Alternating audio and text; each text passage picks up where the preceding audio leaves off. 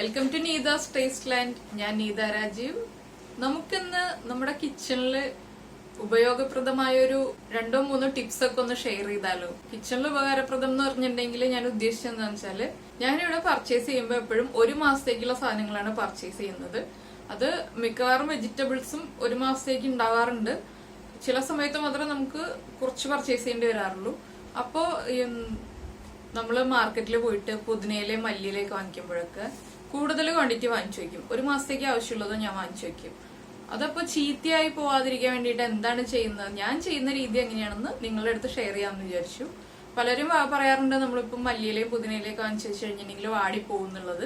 ഇവിടെ ഞാൻ 1 മാസത്തേക്ക് വാങ്ങിക്കുമ്പോൾ 1 മാസം ആകുമ്പോൾ തന്നെ തീർന്നു പോണതുകൊണ്ട് അത് 1 മാസം വരെ ഇരിക്കുന്ന കാര്യത്തിൽ എനിക്ക് 100% ഉറപ്പ് പറയാൻ പറ്റും. 1 മാസത്തിനുള്ളിൽ ഞാൻ ഉപയോഗിച്ച് തീർന്നു പോകും. അതിൽ കൂടുതലുള്ളത് എനിക്ക് അറിയില്ല കേട്ടോ. അപ്പൊ എങ്ങനെയാന്ന് വെച്ചിട്ടുണ്ടെങ്കിൽ ഞാനിപ്പോ മല്ലിയിലേയും പുതിനയിലേയും അതുപോലെ തന്നെ വേപ്പിലയൊക്കെ വാങ്ങിച്ചു കഴിയുമ്പോ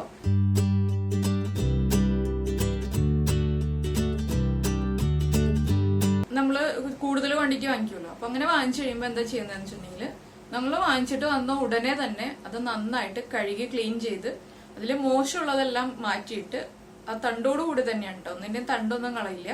വേപ്പില മാത്രം നമ്മള് വലിയ തണ്ടിൽ നിന്ന് ചെറുതായിട്ട് അടർത്തി എടുത്തിട്ട് മാറ്റി കഴുകി ക്ലീൻ ചെയ്ത് വെക്കും. ബാക്കി മല്ലിയിലയുടെ ആണെങ്കിലും പുതിനയില ആണെങ്കിലും നന്നായിട്ട് വെള്ളത്തിൽ കഴുകി ഒരു 3-4 പ്രാവശ്യം നന്നായിട്ട് കഴുകി അതിന്റെ മണ്ണൊക്കെ കളഞ്ഞിട്ട്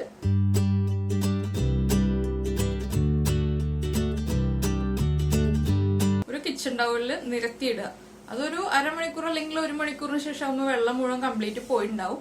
വെള്ളം പോയിട്ടില്ല, കുറച്ച് ഭാഗത്തൊക്കെ വെള്ളം ഉണ്ടെന്നുണ്ടെങ്കിൽ നമുക്ക് വേറെ കിച്ചൺ ടവലോ അല്ലെങ്കിൽ അതേ നമ്മൾ എന്തിലാണോ സ്പ്രെഡ് ചെയ്തിട്ടത് ആ ടവൽ തന്നെ യൂസ് ചെയ്തിട്ട് പതുക്കെ ഒന്ന് പ്രസ് ചെയ്ത് കൊടുക്കുക. അപ്പൊ വെള്ളം മുഴുവൻ കംപ്ലീറ്റ് ആയിട്ട് പോകും. ഇത് എടുത്തിട്ട് നല്ല എയർ ടൈറ്റ് ആയിട്ടുള്ള ടിന്നിൽ നന്നായിട്ട് അടച്ചു വെക്കുക. അടച്ചിട്ട് നമ്മൾ വെജിറ്റബിൾ ട്രേ ഉണ്ടല്ലോ ഫ്രിഡ്ജില്, അതിന്റെ മേളിൽ വെക്കുക. വെജിറ്റബിൾ ട്രേയുടെ മേളിലത്തെ തട്ടിൽ വെക്കുക. ഞാൻ എപ്പോഴും അങ്ങനെയാണ് ചെയ്യുന്നത്. അങ്ങനെ വെച്ച് കഴിഞ്ഞിട്ടുണ്ടെങ്കിൽ നമുക്ക് ആവശ്യമുള്ളപ്പോൾ നമ്മൾ കഴുകാനും ബുദ്ധിമുട്ടുണ്ട ഒന്നും വേണ്ട, കഴുകി ക്ലീൻ ചെയ്ത് വെച്ചതാണ്. നമുക്ക് ആവശ്യത്തിന് എടുത്തിട്ട് യൂസ് ചെയ്യാം.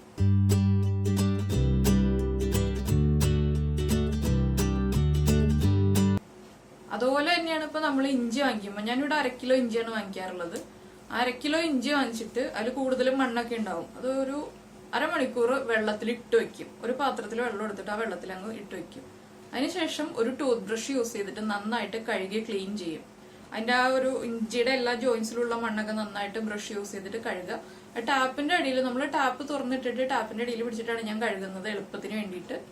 അല്ലാന്നുണ്ടെങ്കിൽ നമ്മൾ ഓരോ പ്രാവശ്യം വെള്ളം മാറ്റി മാറ്റി കഴുകിക്കൊണ്ടിരുന്നാൽ മതി. അതിനുശേഷം ഒരു 2 പ്രാവശ്യം വാഷ് ചെയ്തെടുത്തിട്ട് ഇഞ്ചിയും ഞാൻ ഈ പുതിനയിലേയും മല്ലിയിലേയും ചെയ്യുന്ന പോലെ തന്നെ വെള്ളം നന്നായിട്ട് ഇഞ്ചിയിൽ നിന്ന് മാറിക്കഴിയുമ്പോൾ നന്നായിട്ട് വെള്ളം മാറി നമ്മളൊന്ന് വെള്ളം വലിയാനുള്ള സമയം കൊടുക്കുക. ഒരു 10-20 മിനിറ്റ് കൊണ്ട് തന്നെ ഇഞ്ചിയിലെ വെള്ളമൊക്കെ മാറും.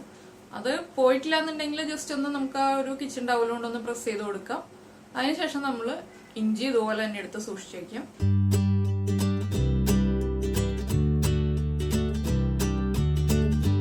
ഇതുപോലെ തന്നെയാണ് ഞാൻ പച്ചമുളക് ചെയ്യുന്നത്. പക്ഷെ പച്ചമുളക് ഞാൻ വാഷ് ചെയ്തിട്ടല്ല വെക്കുക. നമ്മൾ പച്ചമുളക് വാഷ് ചെയ്തിട്ട് വെച്ച് കഴിഞ്ഞിട്ടുണ്ടെങ്കിൽ പച്ചമുളകിൽ ആ ഒരു വെള്ളം തട്ടി കഴിഞ്ഞിട്ട് നമ്മളെടുത്ത് ഫ്രിഡ്ജിൽ എത്ര തുടച്ചിട്ട് ഫ്രിഡ്ജിൽ വെച്ചാലും അത് മോശമായി പോവാറുണ്ട്. അപ്പൊ പച്ചമുളക് മാത്രം, അതുപോലെ പച്ചമുളകിന്റെ തണ്ട് നമ്മൾ കളയരുത്. ആ ഒരു പച്ചമുളകിന്റെ ആ ഒരു ഞെട്ട് ഭാഗം നമ്മൾ കളയരുത്.